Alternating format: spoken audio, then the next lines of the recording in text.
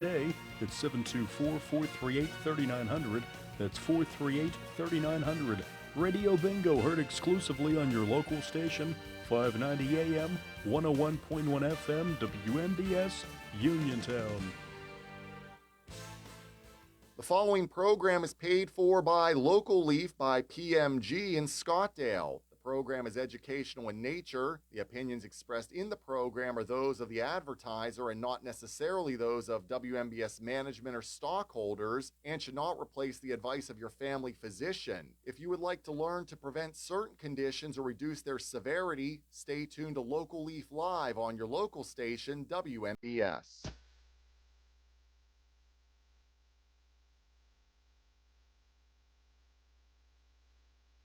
Your local station, WMBS.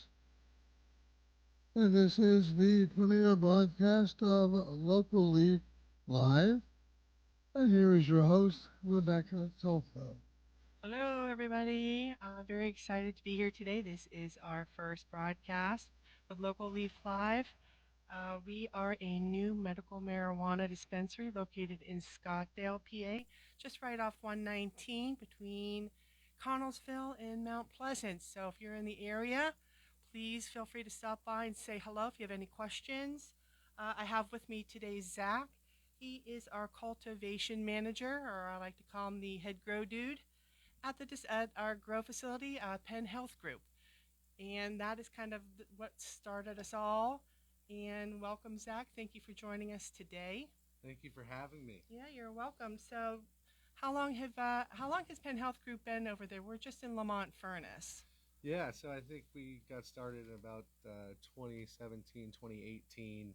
Um, I didn't come on board until 2021. Okay. But I have 10 years of growing experience in the industry. Started out in Las Vegas about 10 years ago. Wow. Yeah. Was it 10 years ago? Was that medical then for Las Yes, Vegas? I moved there when it was medical still, and then got to see the transformation into recreational. So, in Pennsylvania, all medical marijuana is grown indoors. Is that the same in Las Vegas? I mean, it's a different climate there. Yes, most of it is indoors. There are some outdoor grows, but for the majority, it's all indoors. Very cool. So, how long were you in Vegas? In Vegas for about 6 years. Oh, so you were there for quite some time. You Yes, picked up a lot of tricks of the trade, I assume. definitely, since kind of the natural birthplace of medical marijuana is out West West, Coast. correct. A lot of the people that I worked with, came from Humboldt and out in Oregon, and there was just a lot of information and different growing techniques that you pick up on. And I assume that the techniques continue to grow and change with time. Yes, it's definitely a million ways to grow this plant, and they're all wrong. So There's we, always a challenge. that's always a challenge. There's so many different strains, and the genetic diversity in this plant is just unlike any other. Right. Pennsylvania's been in medical marijuana since what, 2016. You came here in what year? 2021. 2021. Okay, so we kind of had 5 years under our belt already. You stepped into Penn Health Group um, after we had been operational for several years. Hmm. And how were we producing then? Were we just really focusing on flour?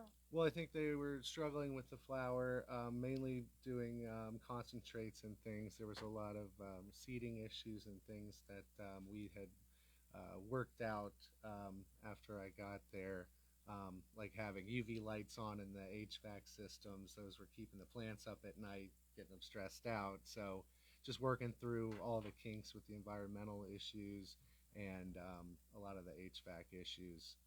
Sounds like my house. Maybe that explains a lot with my sleeping patterns. Yeah. Um, so there's like a seed to sale that we follow in Pennsylvania. And I think people don't understand sometimes how complicated the growing process for medical marijuana in general is. So, where does it start? I mean, how do you pick the strains? I mean, do you get plants? Do you get seeds? Where do they come from? Yeah, so there's one window that you're allowed to bring in seeds here in Pennsylvania, and it's usually in the month of December. And you can bring them in from different breeders. We like to uh, choose reputable breeders. Is it We usually within the United States? Do you go international? Yeah, it can be international, but They we send were you like a catalog. You get to browse and pick. yeah. There's a lot of different websites and the trusted breeders, but we had a consultant when we first started out in Arizona, and he was highly renowned and respected. And one of our seeds, like from the Jack Herrera that we have, was given to him from Jorge Cervantes, who is the you'd say the godfather of medical marijuana. Oh. So that's one of our prize strains, and you really have to grow the strains in a very tight window of temperatures and humidities, and really have to focus on keeping the plants happy. Because the minute they're unhappy, there is a hermaphrodite gene where they can start to seed out and just try to reproduce if they're unstable. So really, any plant can change if the conditions are not correct. Yes. All right. A So lot tell of them me are more about like susceptible. there's a lot of different, obviously grow facilities in Pennsylvania, and each one does things differently. And what are some of the different types of, what are things that you have to consider? Like, what's the growing medium? How do things get watered? What about like people are concerned about pesticide or pest management? Can you? Yeah, so we like to grow out of a media that is cocoa and peat. They're basically sponges. It's like growing plants out of plants. We don't use soil because there's a lot of bugs that come in on the soil. You know that the cocoa and the peat are going to be clean, free of bugs, and they're not going to have any nutrients in them. So everything that you feed into the media, you can control the metabolism of the plant. So you have to actually like determine your exact nutrients that you're feeding the plants. Is that done like through a water base? Yeah, so we'll mix up a concentrated stock solution, and then as the plants get older, they get a little bit more food, a little bit more light, a little bit more CO2, and that's really the photosynthesis reaction is when they're bringing in water with the light levels and the CO2 levels, they're making sugar. What type of lighting is best? We like to use LED lighting because it doesn't give off a lot of heat, and it has a lot of the different spectrum. It's got the blue spectrum, which is good for vegetative state, and then it's got even some of the red spectrum, which is good for the flower state. So backtracking a little bit, what were some of the first methods that you were using when you started growing? A lot of people would use rock wool. They use these clone domes just for their clones, and the problem with that is there's a lot of high humidity, and a lot of these plants are susceptible to mold and yeast and infection through their root system and in their leaves. And all the product gets tested very strict, more than the food that we eat. They'll culture it onto some agar and see over 24 hours if anything grows, and deem whether it's safe for patients who are immunocompromised or not. So Now, who does that kind of testing? Is that like a state-run thing or just a third-party company? yeah, it's usually state certified labs. Gotcha. So we use an aeroponic style of cloning, which doesn't use clone domes, so the plants are more adapt to their environment, and it's not trapping in excess moisture and breeding mold or bacteria, things like that. So what happens, when you have an issue? Do you have to like, is there a resolution? Do you have to like remove all the plants and save the rest? Yeah, you have to quarantine. You have to really spot the plants, and if you see an issue, you have to rectify it. They test you for insecticides. The only things we use are neem oil, which is a organic essential oil. That's really good for pests and yeast, bacteria, things like that. But the main thing is to always grow from seed. Never bring in outside clones or things like that could have bugs or diseases on them. So you want to kind of start all of your genetics off from Awesome. seed. So that's, the Penn Health Grow Facility. I know you're very conscientious about the quality of the plants that we put out. And you can find like all the different products that we produce on our website, localleafpa.com. and that's where our menu is. And at our dispensary, we carry everything that our grow produces, which is really awesome. We also distribute to other dispensaries across the state. They don't necessarily carry our full line of products, however. So, localleafpa.com is an excellent place to see everything that is available. What do you think are some of what products would you highlight that Penn Health grow? I definitely would highlight our syrups. The syrup. I think it is an innovative way to medicate, especially immunocompromised patients. You don't want to uh, vaporize or inhale anything. You want to let the food be that medicine, and I think that is a very innovative way, especially to make mocktails or things like that, get Right. people off of other vices and get good stress relief, pain relief. I've tried the syrup, and when I first heard that word, I'm thinking, pancakes, right? But once I saw the variety and I had an opportunity to taste, I think I had a peach, and it was a 1-to-1, so it was a 50%, THC and also CBD, which is really good for the pain and inflammation. It was more of like, I'm thinking cough syrup, but better, way better tasting. What were some of we have a really a nice variety of flavors. What are some of the flavors that we carry? Yeah, I think my favorite is the Focus, the lemon flavor. And that has That has THCV, which Right. kind of breaks the stereotype. It is an appetite suppressant, so it kind of curbs the munchies per se. that's awesome. Yeah, So it curbs the munchies and it and gives focus. you a lot of focus. So instead of being like sleepy and tired and that couch lock some people like, this one gives you more of an uplift, Yeah. probably more creative, Keeps you more alert. motivated.